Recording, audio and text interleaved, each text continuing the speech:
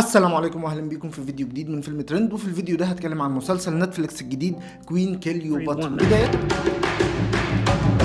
بداية كده خلينا نتكلم عن شوية حقائق عن الملكة كليوباترا. كليوباترا هي ابنة بطليموس الثاني عشر، وهي من أصل يوناني مقدوني، ولكن بكل تأكيد هي بتعتبر نفسها مصرية. وأصبحت كليوباترا ملكة مصر سنة 51 قبل الميلاد مع أخوها بطليموس الثالث عشر. كليوباترا اتوصفت بأنها ساحرة الجمال وتتميز بشخصية قيادية، وكمان تتميز بالذكاء في كل تصرفاتها، وهو ده السبب اللي بيخلي عشاقها يحبوها بشكل غير طبيعي. الملكة كليوباترا كانت دايما في خلاف مع اختها ارسينوي، والخلافات دي تسببت في طرد كليوباترا من مصر، ومصر وقتها كانت تحت الحماية الرومانية، وبلادنا كانت هي المصدر الرئيسي للقمح بالنسبة للشعب الروماني وقتها. فنزل قيصر لمصر بعد هزيمة بومباي في فارسالوس سنة 48 قبل الميلاد، ووقتها مصر كانت فيها مدعكة حرب أهلية. وطبعا الملكة كليوباترا في الوقت ده كانت بتحاول تنزل لمصر بأي شكل من الأشكال، فتعمل إيه؟ فبتروح في مواجهة لمقابلة يوليوس قيصر وهي متغشية،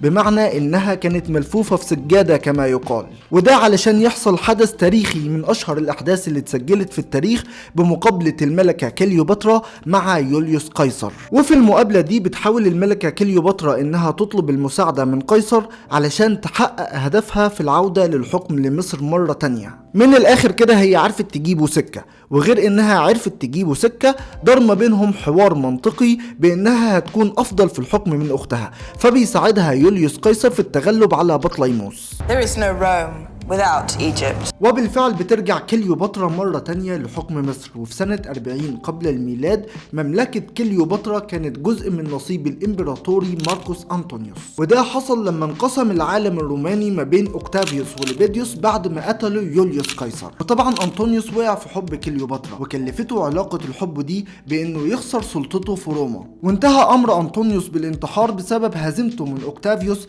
في معركة أوكتيوم سنة 31 قبل الميلاد. ولما عرفت كليوباترا بالخبر ده انتهى امرها بالانتحار هي كمان. اللي انا قلته ده كان عبارة عن ملخص لحياة الملكة كليوباترا كما تم ذكرها في كتب التاريخ. فتعالوا نشوفوا نتفليكس هل زيفت حاجة في تاريخ الملكة كليوباترا ولا لا. He wants to be king to Cleopatra's queen. There is no future without the past.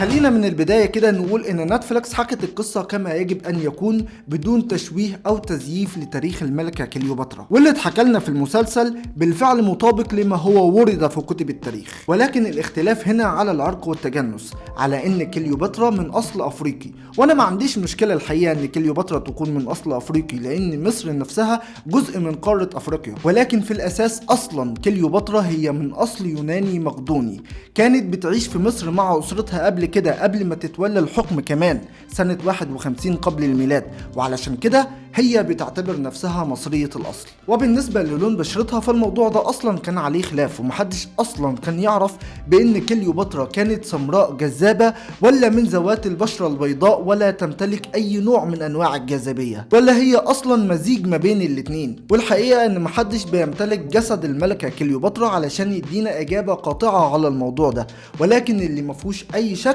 أن كليوباترا كانت أنثى جذابة وجميلة جدا. فبكل تأكيد نتفليكس غلطت في انها تجسد كليوباترا بانها سمراء البشرة، لانهم كانوا ممكن يحلوا الموضوع ده بكل بساطة بانهم يطلعوها متوسطة ما بين سمراء البشرة وما بين بيضاء البشرة، حاجة كده في المتوسط منه. ولكن بغض النظر عن النقطة دي نتفليكس حكت لنا قصة بشكل ممتع جدا، من اداء تمثيلي ومن استخدام موسيقى تصويرية شيقة مع وجود حكائين بيحكوا القصة بشكل كويس وممتع، وكل ده في عمل وثائقي. فكونك انك تستمتع بعمل وثائقي بالشكل ده فبكل تأكيد نتفليكس نجحت في حكي القصة، وهي دي أهم حاجة بالنسبة لي أنا شخصيا. وبس كده، ودي طبعا مش كل حاجة عندي عن مسلسل نتفليكس الجديد كوين كليوباترا، لأن أنا لو عندي وقت أكتر من كده كان ممكن أطلع حاجات أفضل، كنت هعمل بحث أفضل من كده بكتير. ولكن هنا بكون وصلت لنهاية فيديو النهاردة، فلو عجبكم الفيديو ده يا ريت تعملوا لايك وشير وسبسكرايب، واشوفكم في فيديو جديد.